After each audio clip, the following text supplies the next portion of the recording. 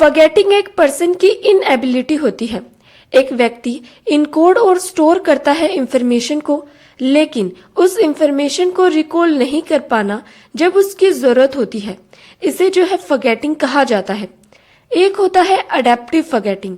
इसमें विलिंगफुली अपनी इच्छा से एक व्यक्ति सप्रेस कर देता है इंफॉर्मेशन को, जिस इंफॉर्मेशन की उसे जरूरत नहीं होती है।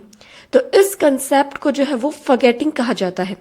हरमन एबिंगोस पहले रिसर्चर थे जिन्होंने स्टडी की थी फॉरगेटिंग पर।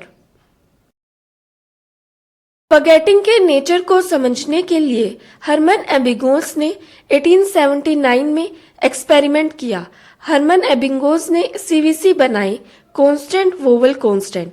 ये एक तरह के नॉनसेंस सिलेबल होते हैं, जैसे एनयूके, सीई, सीवीसी लिए। ऐसे सिलेबल होते हैं जिनका कोई मीनिंग नहीं होता। ऐसे वर्ड एबिंगोस ने इसलिए लिए ताकि फैमिलियरिटी इफेक्ट को कम किया जा सके। अगर मीनिंगफुल वर्ड लेते तो वह कुछ लोग जल्दी याद कर लेते और कुछ को जो है ज्यादा टाइम लगता उन्हें याद करने में। उनसे फैमिलियर नहीं है, इसलिए जो है उन्हें ज्यादा टाइम लगता उन वर्ड्स को याद करने में। इसे एक एग्जाम्पल से समझिए। से सब्जेक्ट को वर्ड दिए गए इनकोडिंग, रिट्रीवल, इन वर्ड्स को जो है वो साइकोलॉजिकल और कंप्यूटर साइंस वाले पार्टिसिपेंट ज्यादा जल्दी जो है याद कर लेते, क्योंकि वो उस बैकग्राउंड के हैं। इसलिए वो उन वर्ड्स को ज्यादा जल्दी जो है रिलेट कर लेते और जो है फैमिलियर होते हैं वो उन वर्ड से, इसलिए उन्हें ज्यादा जल्दी याद हो जाते। लेकिन रिट्रीवल, इनकोडिंग जैसे वर्ड जो है एक हिंदी बैकग्राउंड वाले सब्जेक्ट को याद करने में बहुत ज्यादा टाइम लगता। इसलिए एबिंगोस ने अपनी स्टडी के लिए नॉनसेंस सिलेबल लिए, सीवीसी लिए, जिसे लर्न करने में सभी के सेम मेंटल एफर्ट लग रहे हैं। इससे फॉरगेटिंग पर स्टडी करना जो है वो आसान हो जाता। मीनिंगलेस वर्ड को याद करने में सभी पार्टिसिपेंट के सेम मेंटल एफर्ट्स लगते हैं और मीनिंगलेस वर्ड को इजीली जो है फास्टली फॉरगेट भी किया जा सकता है, क्योंकि हमारा माइंड केवल मीनिंगफुल वर्ड को ही याद रखता है। मीनिंगलेस वर्ड को जो है वो जल्दी फॉरगेट कर देता है।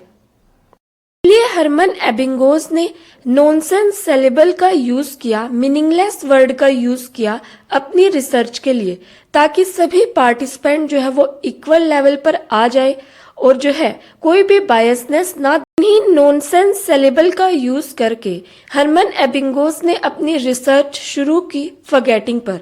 एबिंगोस ने कुछ पार्टिसिपेंट लिए, उनसे नॉनसेंस सिलेबल की लिस्ट याद कराई। एबिंगोस ने खुद 2300 नॉनसेंस सीवीसी बनाए, इन्हें लिस्ट में डिवाइड किया। कुछ सीवीसी पार्टिसिपेंट को याद कराए और उनसे रिकॉल करने को कहा।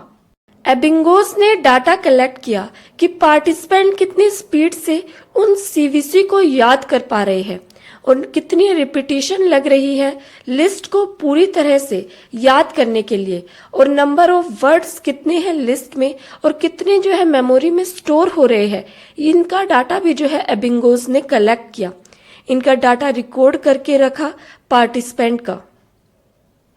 पहले ट्रायल में हरमन एबिंगोस ने डाटा कलेक्ट किया कि कितने वर्ड्स मेमोरी में रिटेन हुए हैं और कितना एग्जैक्ट टाइम जो है लगा है उन वर्ड्स को याद करने में।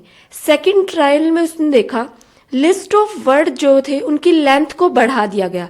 पहले अगर 10 वर्ड्स थे एक लिस्ट में तो उन्हें 20 कर दिया गया, और ये देखा गया कि लर्निंग टाइम भी उससे इंक्रीज हुआ या नहीं हुआ। इन सभी डाटा को कलेक्ट करके क्या रिजल्ट निकला? सबसे पहले यह देखा गया रिपीटेशन करने से, बार बार किसी चीज को प्रैक्टिस करने से टाइम जो है वो कम होता जा रहा था। अगर पहली बार लिस्ट को याद करने में 5 मिनट लगी तो दूसरी बार जो है उसे 2 मिनट लगी, और तीसरी बार जो है वही लिस्ट को याद करने में जो है केवल 30 सेकेंड्स का ही यूज हुआ। तो इस तरह से देखा गया अगर हम किसी चीज को बार बार रिपीट करते हैं तो जो है हमारा टाइम जो है वो कम होता जाता है और जो है मेमोरी की रिटेन पावर भी जो है वो बढ़ जाती है। तो ये पहला वो जो है अपनी स्टडी में एबिंगोस ने कंक्लूजन निकाला। एबिंगोस ने कंपेयर किया 6 डेज की लर्निंग को, जिसमें उसने पहली लिस्ट में 12 वर्ड्स लिए, दूसरी में 24 वर्ड्स, थर्ड जो है वो 36 वर्ड्स लिए और उसके बाद जो है उसने नॉनसेंस सेलेबल को एक स्टेंजा में रखा और उस तरह से जो है पार्टिसिपेंट को याद कराया गया। यह देखा गया रिपीटेशन प्रैक्टिस जरूरी है लर्निंग के लिए। अगर कोई प्रैक्टिस नहीं करता है तो इंफॉर्मेशन जो है वो मेमोरी। इस एक्सपेरिमेंट के बेस पर एबिंगोस ने कर्व दी, जिसे कर्व ऑफ फॉरगेटिंग भी कहा जाता है, और एक फॉर्मूला भी जो है इंट्रोड्यूस कराया। R is equal to E minus T divided by S। R क्या है? Memory retention. S क्या है? Strength of memory. T क्या है? टाइम। और E रिप्रेजेंट करता है इंक्रीजिंग होती है फॉरगेटिंग टाइम के साथ साथ, मतलब जैसे जैसे टाइम बढ़ता जाएगा जो है आपकी फॉरगेटिंग, वो इंफॉर्मेशन जो है मेमोरी से लॉस हो। एबिंगोस कर्व में शो किया गया है इंफॉर्मेशन लर्न करने पर विद इन 20 मिनट्स में शार्प डिक्लाइन आ जाएगा। हाफ से ज़्यादा इंफॉर्मेशन जो है लॉस हो जाएगी माइंड से। अगर आपने कुछ भी याद किया है उसके 20 मिनट्स बाद ही आपकी माइंड से हाफ से ज़्यादा इंफॉर्मेशन जो है वो लॉस हो जाएगी, लेकिन उसके बाद जो है वो फॉरगेटिंग धीरे धीरे होगी। स्टार्टिंग में जो है एक शार्प डिक्लाइन आएगा और उसके बाद जो है वो स्लोली स्लोली हमारे माइंड से फॉरगेटिंग होगी। एबिंगोस ने बताया कि फॉरगेटिंग पर आपका मटेरियल क्या है, आप किसी स्ट्रेस में तो नहीं है, आपको कोई डिसऑर्डर तो नहीं है, किसी तरह का डिजीज तो नहीं है। ये सारी चीजें जो है अफेक्ट करती है फॉरगेटिंग कर्व को। सीरियल पोजीशनिंग इफेक्ट का कंसेप्ट भी जो है हरमन एबिंगोस ने दिया था। सीरियल पोजीशनिंग इफेक्ट एबिंगोस ने स्टडी की मेमोरी को और उसके बेस पर बताया सीरियल पोजीशनिंग इफेक्ट एक कोग्निटिव बायस है जिसमें इंफॉर्मेशन बिगिनिंग और एंड के ज़्यादा याद रहती है as comparison to middle word. दो तरह के इफेक्ट जो है इसमें बताए थे एबिंगोस ने। First is primary effect, second is recency effect. Primacy effect में क्या होता है, बिगिनिंग के वर्ड ज़्यादा याद रहते हैं होल बॉडी ऑफ इंफॉर्मेशन में से। जो भी स्टार्टिंग के वर्ड होते हैं वो हमें ज़्यादा याद रहते हैं। और रिसेंसी इफेक्ट में क्या होता है, एंड के वर्ड हमारे माइंड में ज़्यादा लंबे समय तक स्टोर होकर रखते हैं, तो इस इफेक्ट को जो है रिसेंसी इफेक्ट कहा जाता है। और जिसमें हमें स्टार्टिंग के वर्ड ज़्यादा याद रहे उन्हें जो है वो प्राइमेसी इफेक्ट कहा जाता है। यही जो है बेसिक सा कंसेप्ट है सीरियल पोजीशनिंग इफेक्ट का, जो ये कहता है जो स्टार्टिंग के वर्ड होते हैं वो हमें ज़्यादा याद रहते हैं, या जो लास्ट के वर्ड होते हैं वो हमें ज़्यादा याद रहते हैं। इसे एक एग्जाम्पल से समझिए।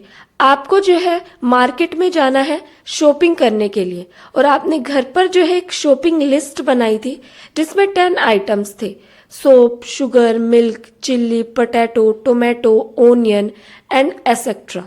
ये सब जो है वर्ड्स थे उसके अंदर, लेकिन आप उस लिस्ट को ले जाना जो है वो भूल गए और आप मार्केट में जाकर रिकॉल करते हैं कि उस लिस्ट में कौन से वर्ड्स थे। इसमें से जो पहले वर्ड्स है सोप, शुगर, मिल्क, वो ज़्यादा याद रहेंगे आपको। इसे जो है वो प्राइमेसी इफेक्ट भी कहा जाता है। और जो लास्ट के वर्ड है टोमेटो, ओनियन वर्ड, अगर वो आपको ज़्यादा याद रहे तो उसे जो है वो रिसेंसी इफेक्ट कहा जाता है। एक कंसेप्ट दिया था हरमन एबिंगोस ने स्पेसिंग इफेक्ट का, जिसमें उसने बताया लर्निंग इफेक्टिव हो जाती है रिपीट करने पर बार बार उस इंफॉर्मेशन को, और स्पेस देने पर भी। अगर आप एक इंफॉर्मेशन को लर्न करके कुछ स्पेस देते हैं दूसरी के बीच में तो उससे जो है आपकी लर्निंग इफेक्टिव हो जाएगी। स्पेसिंग और रिपीटिंग से इंफॉर्मेशन को लर्न करना और फ्यूचर में उस इंफॉर्मेशन को रिकॉल कर पाना इफेक्टिव हो जाता है, ऐसा हरमन एबिंगोस का मानना था। ये था हरमन एबिंगोस का कंसेप्ट, जिसमें उसने मेमोरी और फॉरगेटिंग पर जो है अपनी स्टडी की थी, एक्सपेरिमेंट किया था किस तरह हमारी मेमोरी में इंफॉर्मेशन रिटेन होती है और किस तरह जो है वो फॉरगेटिंग होती है। उसके बेस पर जो है उसने फॉरगेटिंग कर्व दी, सीरियल पोजीशनिंग इफेक्ट के बारे में बताया और एट लास्ट जो है उसने स्पेसिंग इफेक्ट के बारे में बताया। ये जो है सारे कंसेप्ट जो है वो हरमन एबिंगोस ने दिए थे, अपनी थ्योरी में मेमोरी पर जो है उसने स्टडी की थी। Thank you for watching this video.